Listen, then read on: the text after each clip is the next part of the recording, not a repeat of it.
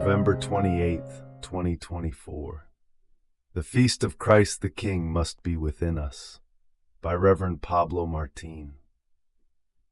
Dear brothers, last Sunday, the last of the Church's liturgical year, is like the crowning of all other feasts and celebrations, of all the mysteries and acts of love of God's will, that is, the Feast of Christ the King, which the Church finally instituted 99 years ago in 1925.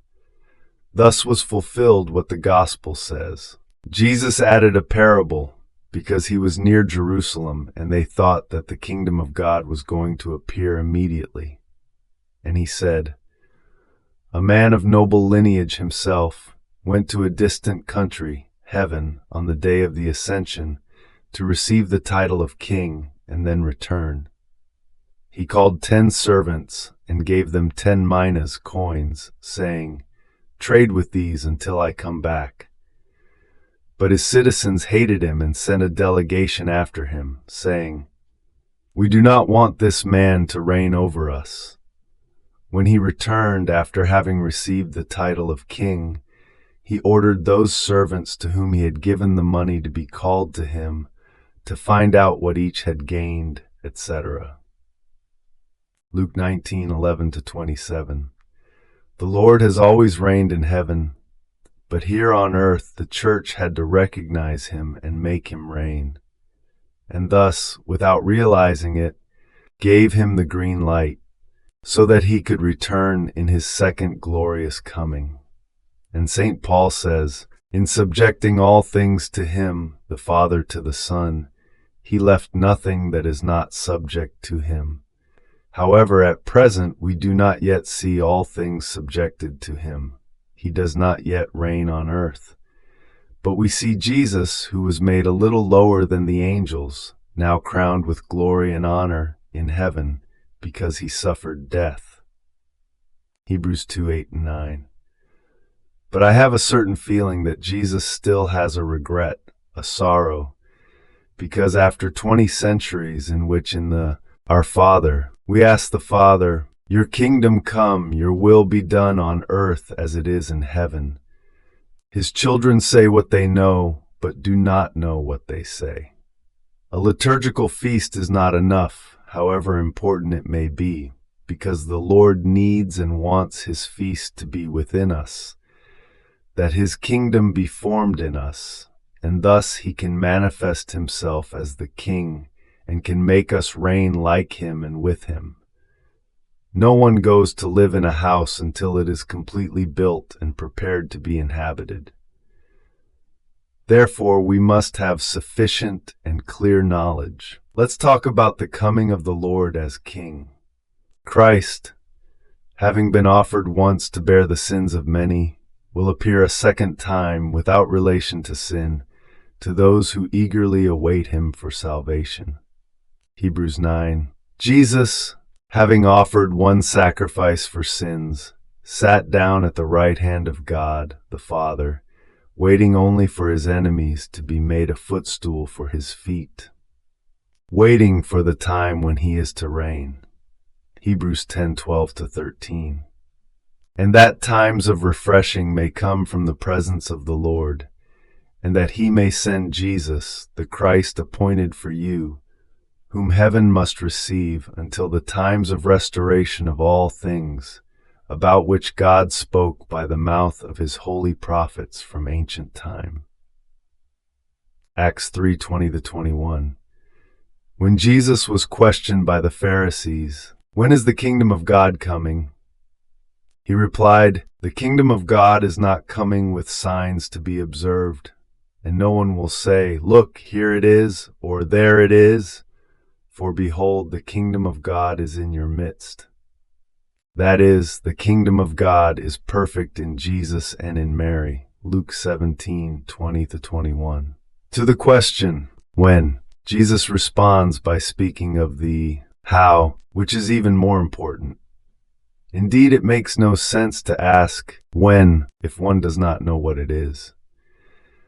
If a person is inside a house with doors and windows tightly closed and asks, "When will it be daylight?" the logical answer would be, And what good is it for you to know if you are not interested in the light? Open the windows, and in due time you will realize it yourself. For the one who sleeps, it is the same whether it is 3 in the morning or 7 or 10. For him, the day does not exist. One does not pass suddenly from night to day. Between these two long periods there is another, much shorter, which prepares and announces the day. First comes the first light of dawn, then the light increases, and it is the aurora. Afterwards, the distant clouds are tinged with pink, and the colors ignite, and finally the sun appears. But even then, time must pass before the warmth is felt, and full midday arrives. The one who is awake witnesses all this, and knows that the sun is about to appear at any moment. The one who lives high up on the mountain sees it arrive before the one who is in the depths of the valley. The sentinel must be the first to see the king arriving, to give notice. Therefore the prophet Isaiah says, "How beautiful upon the mountains are the feet of the messenger of good news, who announces peace, who brings good tidings, who announces salvation, who says to Zion, your God reigns. Listen, your watchmen lift up their voices."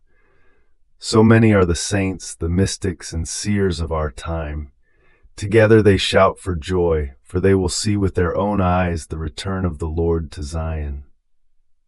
Isaiah 52, 7-8. God has established for each of his decrees a limit of waiting, which up to a certain point can be anticipated or delayed, a time that can be reduced, it depends on man, but after which God intervenes. What kind of people ought you to be in holy conduct and godliness, looking for and hastening the coming of the day of God, because of which the heavens will be dissolved, and the elements will melt with intense heat. 2 Peter 3:12. And unless those days of the great tribulation which will precede the great day of God had been shortened, no living thing would be saved. But for the sake of the elect, those days will be shortened. Matthew 24:22. When will his kingdom come? The Lord has not been sparing in giving indications, the signs of the times. The Lord does not respond by giving dates, but by describing a situation, because it is not about satisfying our curiosity, but stimulating our desire. Watchman, how much of the night remains? Watchman, how much of the night? The watchman replies, the morning comes when Jesus came into the world, and also the night when Jesus went to heaven. If you will inquire, turn and come. It is useless to want to know if there is no conversion. Isaiah 21:11-12. For this reason, Jesus wanted to be born at midnight, not at the end of the night, to indicate that his coming as Redeemer was to divide the night into two parts, before him and after him. While gentle silence enveloped all things and night in its swift course was now half gone, your all-powerful word leaped from heaven, from the royal throne, into the midst of the land that was doomed. Wisdom 18:14-15. In the same way, his coming as king will find the world unprepared, plunged into the night. While the bridegroom was delayed, they all became drowsy and slept. At midnight there was a shout, "Behold the bridegroom, come out to meet him." Matthew 25:6. But when the Son of Man comes, will he find faith on the earth? Luke 18:8. The night is far gone, the day is near. Therefore let us lay aside the deeds of darkness and put on the armor of light. Romans 13:12. The world is agonizing in sin with all its consequences, despite the fact that the redemption has canceled all sins before the Father. It is evident, unfortunately, that God does not yet reign in the world. That is why he has taught us his prayer, the Our Father, to obtain that finally his kingdom may come. And that means that it must still come.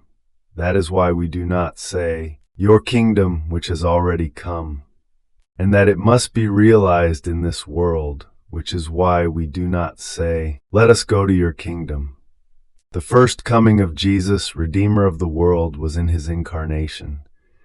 His second coming or glorious return is threefold. First, when he rose again. Second, at the end of times, which means his glorious manifestation to fulfill the kingdom of God. And third, at the end of the world or of history for the final judgment.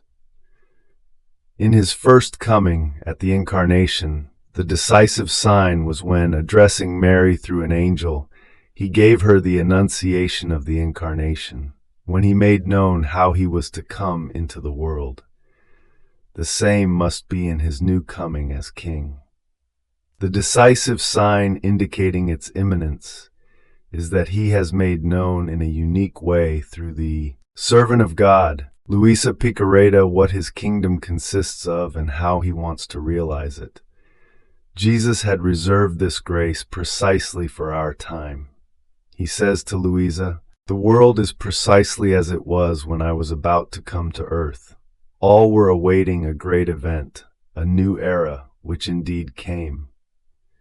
So now, since the great event, the new era is coming, that the will of God be done on earth as it is in heaven.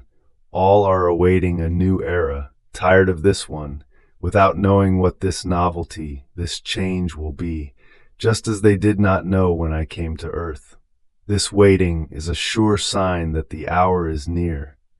But the surest sign is that I am manifesting what I want to do, and that, addressing a soul, as I addressed my mother when I came down from heaven to earth, I communicate to her my will and the goods and effects it contains, to give it as a gift to all humanity." Book of Heaven, Volume 15, July 14, 1923. How will the kingdom be? What does his kingdom consist of? We say it in the Our Father, "Your kingdom come, your will be done, where on earth, how as it is in heaven." Of course, it refers to all creation and the entire society. God is to take into his hands the concrete government of everything in this world, so that everything may be done according to his wisdom and his providence, according to his will, and all disorders and evils, which are the fruit and consequence of sin, may end. And that he may send Jesus, the Christ appointed for you, whom heaven must receive until the times of restoration of all things. Acts 3:20-21. Therefore the kingdom of God is the restoration of all things, the re-establishment of the original order of creation, as God wanted it before sin was committed. But even more, it refers to man. "I will sprinkle clean water on you, and you shall be clean. I will cleanse you from all your impurities and from all your idols. I will give you a new heart and put a new spirit within you."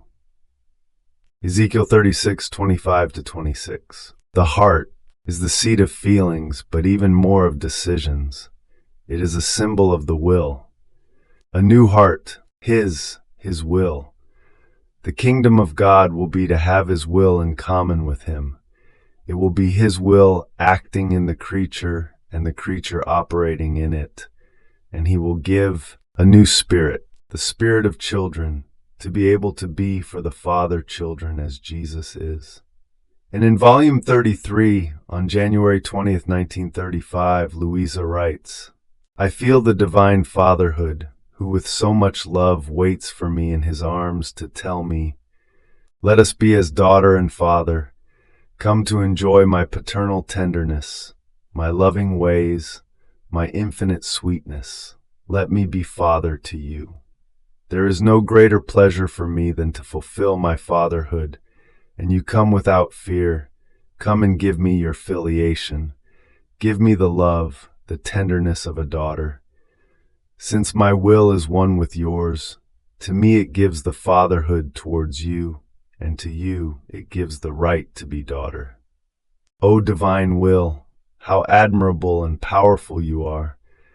Only you have the power to unite any distance and dissimilarity with our Heavenly Father.